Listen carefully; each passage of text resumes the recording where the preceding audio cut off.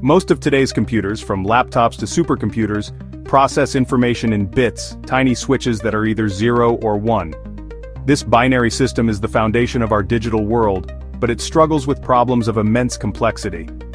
Quantum computers, however, use qubits, which harness the strange rules of quantum physics. They operate in a realm of probability and potential.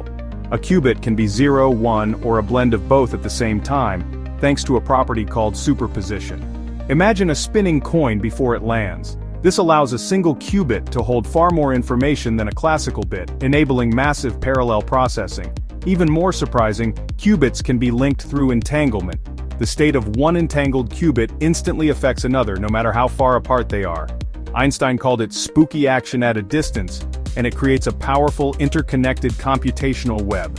By combining these properties, a quantum computer can explore many possible solutions to a problem simultaneously, evaluating all possibilities at once for an exponential speedup. This doesn't mean quantum computers will simply replace normal ones. They are specialized accelerators designed for challenges currently impossible for even the fastest supercomputers.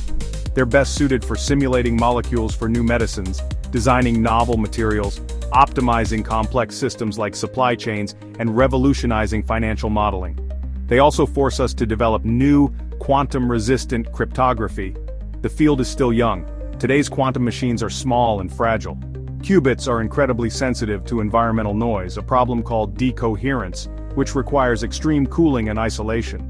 But researchers are making steady progress. If scalable quantum computers become a reality, they could transform science, technology, and industries, promising to unlock solutions to humanity's greatest challenges in ways we're only beginning to imagine.